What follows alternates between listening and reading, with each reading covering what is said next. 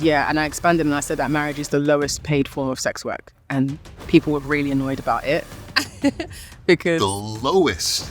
I want to go on vacation to XYZ. Okay. So I'm not going to have sex with him for a while. And when I know that I want to ask him or pose the idea of this thing that I really want us to do, I know that if I bring a tit out, he's likely to say yes. Or if I engage sexually with him, if I have sex with him, if I do the thing he likes, we're getting closer to the thing that I want to do. So She tripping.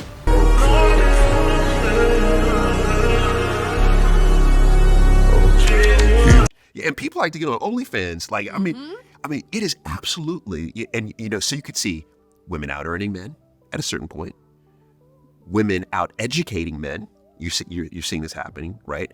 Then having more assets, etc. So you could see a point where, in terms of the economics of the world, yes, there's a balance, right? Which I think you and I, we want this, right? Okay. Yes. Did you ever? She looked creepy just real quick. I had to say that. I had to get that off my mind. Ever say that marriage is sex work? I did, yeah. And I expanded and I said that marriage is the lowest paid form of sex work. And people were really annoyed about it because... The lowest? Yes. The lowest paid form of sex work. I believe marriage is the lowest paid form of sex work within the dynamic of cis hetero marriage between man and woman. How so? Before she get into that, how do you feel about her saying that statement? This is my wife, y'all, also. I want to do something a little bit different. Since this video is talking about marriage being the lowest paid form of sex work, I want to get it from the perspective of an actual wife that's married. So what you think about that? So I think that, okay. That's her opinion. That's how she feels. But to be honest, marriage is a give and take. You're going to receive some things, you're going to give some things. So to me, I don't feel like that statement is true, only because we all going to give and take in something. And in a partnership, you give and you take. So marriage being compared to sex work. So with sex work, you have to give your body up for money. Marriage, you give your body up to one person, a husband, and then you create so with marriage, you're going to be creating a family. Mm-hmm. With sex work, you're just going to be building up money. So. And your body count. You're going to be using your body so much with multiple people and giving multiple people your energy. Because with marriage, you're only giving your energy to one person, they're giving it back to you. You guys are committed. You're together. I get it. Some people might be like, some people step out on their marriages. Right. You just got to know who you're marrying to.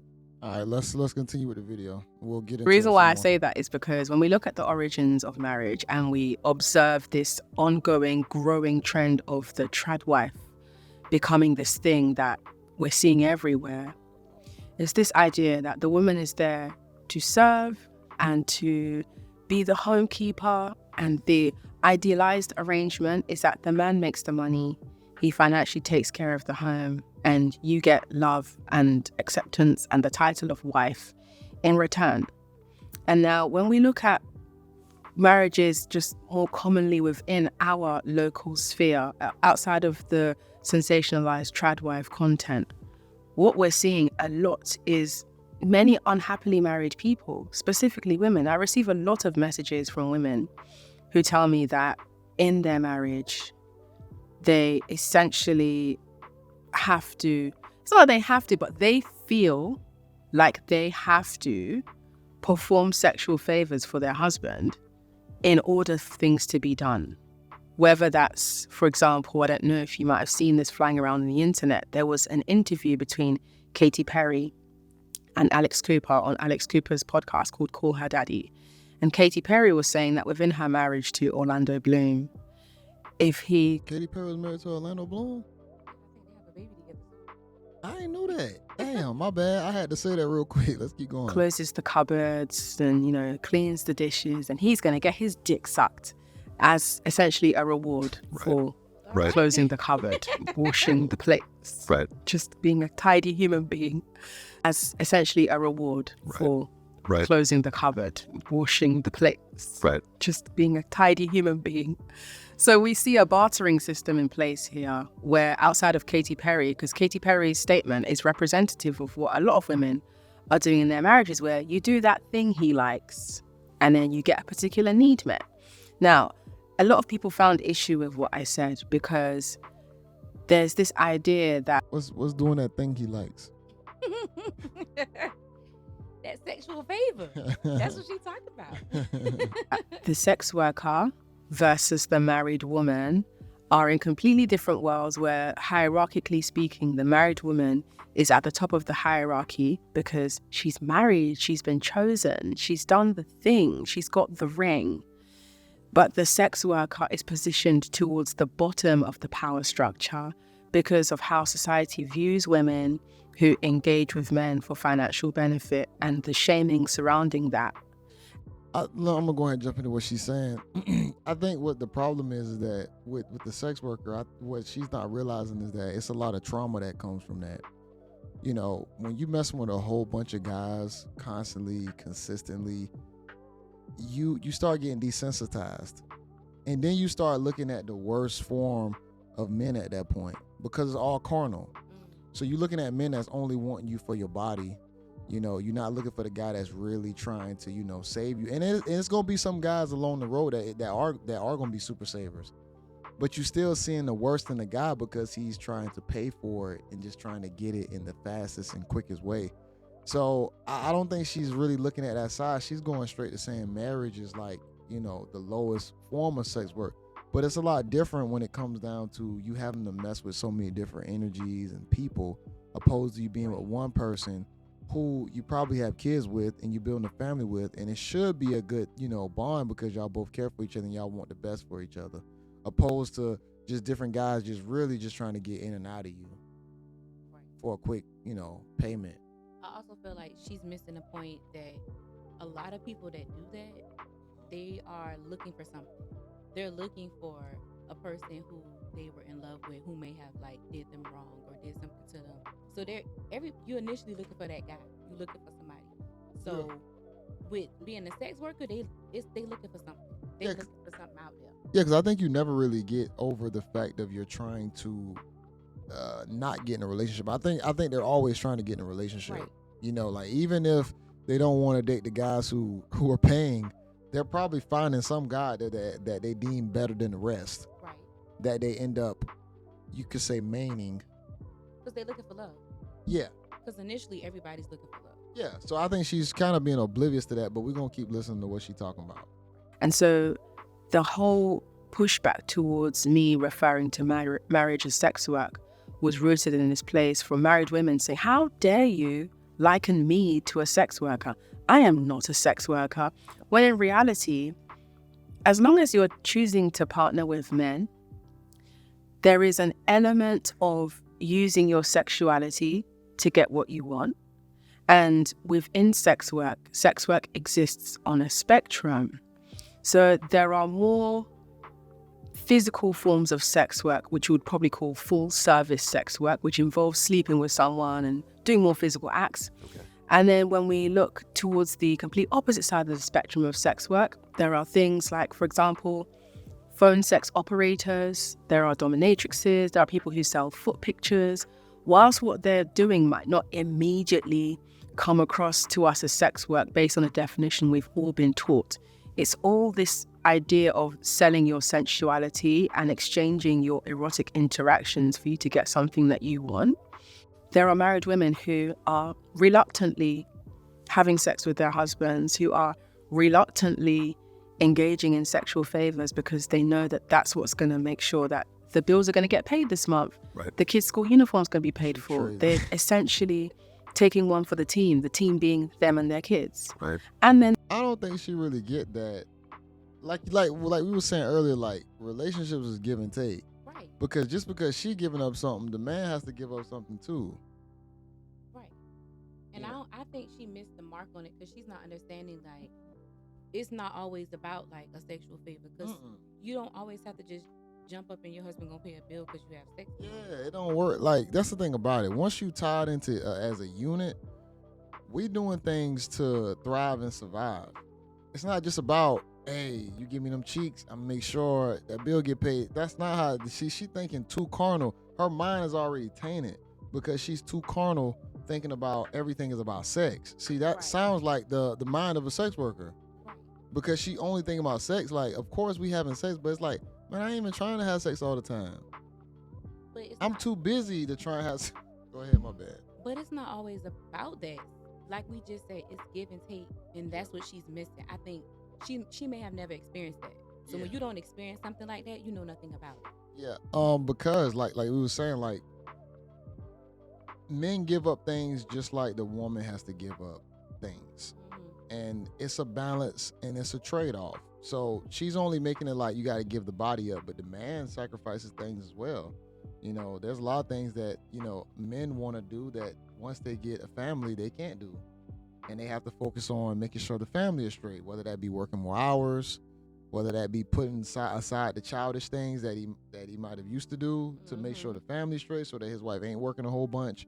You know, she's not understanding, but let's continue. And there are married women who recognize the power that they hold within the institution and infrastructure of marriage. And this is how I would behave if I was a married woman, where I want to go on vacation to XYZ. Okay. So I'm not going to have sex with him for a while. And when I know that I want to ask him or pose the idea of this thing that I really want us to do, I know that if I bring a tit out, he's likely to say yes. Or if I engage sexually with him, if I have sex with him, if I do the thing he likes, we're getting closer to the thing that I want to do. So She tripping. I'm gonna let her finish a little bit more, but she tripping. Using my sexuality to my benefit because I can and because it's a power and because I know that it's going to reap the result I want. Also, she's treating the marriage like as if she was handling us like, you know, like she moving marriage as if she was single. She's treating sex as a weapon, and that don't work in marriage. See, she wouldn't know because she not married. Because even being married, like, we ain't never weaponized penis and pussy. I don't want to get too vulgar, but we never weaponized like our sexual parts to say like, oh, well, this ain't gonna happen. I feel like that's weird behavior at that point. I think her mind is twisted, thinking that sex can just control everything. Because if you with a real serious guy, that dude is gonna literally push you to the side and say, you know what, you want to act like that? And I'm talking about a real legit guy who willing to be like, you know what, we done. If you to that point, honestly, he'll find that out early on within the relationship if you even have behavior like that. It ain't gonna take 10, 15 years to find out that somebody gonna weaponize sex. So if you do that weaponizing stuff early on, it's not gonna work. See, so her tactic won't work in a long-term situation anyway. But if you want to just withhold sex every time you want to go on a trip, that don't make sense. That don't make sense. You're going to create an argument. You're going to create problems because it's like you can't keep doing this. That's childish. Every time I want to go on a trip or I want to do something, I'm gonna withhold sex. That's being childish. And the only way that would work would be with a weak guy, I would say. A guy who would allow something like that or deal with that type of behavior to where it's like, man, she not giving me what? She not giving me that butt. Let's go ahead and send her on that trip. That's the only way that would work, is if you're dealing with a guy who's actually going to go with something like that. But let's continue. Off the back of that question, sex is a huge cornerstone theme when we talk about marriage, so much so that within religion, especially Christianity, virginity is such a huge concept. There is an emphasis that's placed on sex, especially on the woman's body. Even her titty hanging out. Let me say this real quick. Let me say this. She's talking about in Christianity and being a virgin. The only reason why virgins were so glorified, which my wife was a virgin, by the way, which the only reason why that's glorified back in the day is because that was the only way you can ensure paternity of your child. If you weren't with a virgin, you don't know if she could have possibly had sex with someone else. And then got you caught up and your baby ain't your baby. They didn't have the technology to research DNA and find out if it's actually yours. That's why virgins were so prized, because that's the only way you can actually ensure paternity. If you get a virgin, you have a baby with her, you know it's yours. So, culturally speaking, good. Where I'm from in Nigeria, we have something called a bride price. Oh, yes. And, it's icky to talk about on the surface because bride price, that's interesting. Like, you're essentially, for lack of better wording, you're offering the bride's family a bunch of assets and gifts in exchange for their daughter, but it's not entirely in exchange for their daughter. It's also a gesture of me saying, I present you these gifts as a way to express that I intend to take your daughter seriously. I intend to treat her well. Please receive these gifts as a gesture of my intention of seriousness, and also partially as a way to kind of compensate for the resources of human labor they're about to lose by losing their daughter. It's a thankless job most of the time. For a lot of women, they're enslaved and they're unhappy. And that sounds really extreme to say. That's pretty bold. It's bold to say, but we have to recognize that we're having this conversation and we're discussing marriage largely through the lens and lived experience of being Westerners. There are parts of the world, including Nigeria, where Nigeria is amongst the countries with the highest domestic violence rates. Intimate partner violence is even worse in Nigeria. It's super normalized for men to beat their wives. And, sometimes men will complain to the pastor or to complain to the wife's family, like, she's not having enough sex with me. Right. She's not sexual enough. I'm not attracted to her. A lot of this emphasis is placed on the woman sexually servicing the man. So again, when we bring this back to my comment I made about marriage and sex work being tied, if we could all relax and shed our stigma towards sex work, we can focus on what the machinations of marriage actually look like, how women are treated in marriage, and why, if we're going to refer to marriage as sex work, what we can do to make it safer for women.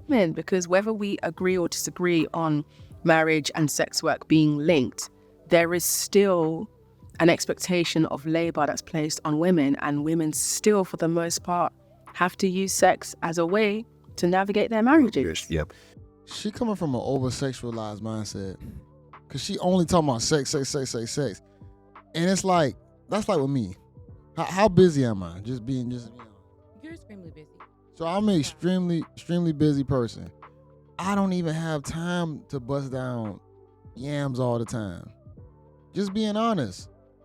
It's like, she's saying it got to be sexual favors transfer for you to do things. I'm not doing the things only because of sex. I'm doing the things because it's my duty. As a man, I've already, put that role on myself that it's my job to do this dying. You feel me? I got to go out dying to do this for my family. But I don't think she's really met a guy that she probably admires and respects to understand the appreciation of having a real guy in her life. She only knows sex. And sex is sex. But after a while, sex ain't the end all, because you're not effing all day. You're not effing all day. When she made the comment about they're gonna give things to the parents to say, hey, I'm taking this serious, I'm giving you these things. When men back in those countries, when people do that, they basically do that to say, hey, this is how I'll take care of your daughter. Oh, yeah. I will treat your daughter well. This is why I'm giving you the best I can give you. I'm giving you the best goat I have. I'm giving you the best cow I have. So I can show you, hey, I'm going to do the best I can with your child because you're giving me your child to be here with me as my wife. And that's the first form of showing that women are valuable. Off the rip. Mm-hmm. Men ain't got no value off the rip. We got to build ourselves up. We gotta do for real. We gotta do something. We gotta become great. We gotta make money. We gotta make money, work hard, work out. Right. Women off the rip. You see dudes giving goats up just to get a virgin. Right. So that she don't even understand that that's the first form of flattery to show that a woman is prized, straight from the womb. My tongue gets slurred sometimes. So it's just crazy, man. But yeah, she has too much sex on the brain. Let's see how much more she talks. Maybe this guy is gonna maybe set some things straight. Let's get his perspective as well. So you know what's so interesting is I thought I stuttered. This man was I was like, oh, is he gonna get it? Yo, I be thinking I be hitting the stutters real bad, but when I watch, look at his eyes closed, like he's still focusing. I be thinking I stutter bad, which I do sometimes. But his startup just there, that was like an old Chevy motor right there, like with like carburetor, like let's keep going. I think I can talk to you for days on each one of these topics. And this one in particular is near and dear to my heart because I'm married, I've studied marriage for quite some time. And a lot of what you're saying will be abrasive. Let me just say this brother's shoes look comfortable as hell. They're the most comfortable shoes I ever seen. Damn, them shit's gripping the rug right there. Let's keep going. To many people. But you know what? I agree with a large percentage of it. Some of it I don't. But the large percentage of it, I do. I think that marriage is an institution that must be transformed. And to your point of, well, I mean, you called it women enslaved. I mean, pretty much that's what you said marriage is. I would argue that for a large percentage, according to research I've done, a large percentage of marriage has low satisfaction. And there's lots of nefarious things happening in those marriages. But then there's also a percentage of marriage, 20%, right? This is according to research by Eli Finkel out of the States. But 20% of marriages actually have a higher satisfaction rate than the history of all marriages since marriage has been tracked. And I think that what we need to do is we need to look more, cognitively, intelligently around what's happening in that 20% of marriages, and also vis-a-vis what's happening in these 80% of marriages, and we need to do away with this. One of the things that I advocate for, and I get pushback on, is I think that marriage should be much, much harder to enter and much, much easier to exit. Right? So what I mean by that is, in order to be married, shouldn't just simply be, in many places in the world, you could literally pay a small fee, sign your name, done. You could be coerced, etc. Right? You go to Vegas, do it in a drive-through. You know what I mean? Whereas if you want to exit that marriage, in most areas around the world, it's 6 months to 2 years. And it's right? costly. It's costly. There's all types of violence happening within. You're coerced to stay in, etc. So I think what we need to do is we need to make it much harder to enter. It needs to be rigorous to enter, because I think going to economics is that if it's harder, then we place more value and more rigor in determining whether or not this is something that we want to do. All right, so maybe that's is that an ad or something? We don't need to edit this ad. All right, let's move it back because I don't like black screens. I'm not mad at the fact of making it easier to leave your marriage. Right. And I'm not saying like, that's fine, like, yeah, I'm ready to leave. Nah, I think it's to a point because they do make it easy to get married, harder to leave. But if they made it harder to leave, I think people would think twice about leaving. Because usually it's, yes, you have guys that leave marriages, but it's usually women leaving marriages first. Sometimes you got to think about it like this, though. If it's easier to leave, then it's good for some people who are going through some problems like domestic violence or For sure. Things like that. Now that would be a good reason for it to be to leave it. Harder to get it. I agree with that part because you need to know your partner. Because sometimes people could put on the front. You could be dating somebody and like they always call it the honeymoon phase. Yeah. You could go through that honeymoon phase for a long time and not know this person.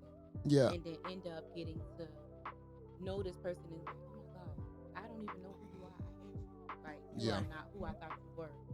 And that goes to show you, like, I didn't know you in the beginning. So it need to be harder to get in. Right? Yeah. Yeah, I mean, I think with people, I think women just gotta have better discernment when it comes to picking guys and guys picking women. I think guys pick women for the wrong reasons, which of course it's mainly always physical at first for us. Right. It's always gonna be off the physical. Then from there, she has to have good character, good morals, the whole nine, and then you can kind of build something from that. But I think some dudes go in it too much with the physical, and then they end up getting a demon because they didn't choose correctly early. And then women, they end up picking what makes them feel good, opposed to what's actually good for them. I think a lot of like we know, a lot of girls out there pick guys based off of how they look, the height, the whole nine, and it's like they have these types, and they're like, oh, I gotta be just like this, I gotta be just like that. But then you're getting just that, and what does that come with? We don't know how that look. that could look very damaging. Long term, he might not be able to provide for you. He might be end up being a demon to where he just crashing out, He can care less about how you care feel. less, the whole nine. And then we'll rewind back to some of her points. It was a point that she was making that I wanted to make. Do you feel like and what was the point she was making? I hate that I gotta go back. Marriages, Yep. So you know what's so most Ooh, part, that was the stutter. have to use sex as a way to navigate their marriages. What the machinations of marriage actually look like, how women are treated in marriage. We bring this back to my comment I made about marriage and sex work being tied. If we could all relax. I can't really remember exactly what I was going to ask, but how do you just to sum this up, because I don't want this to be too long.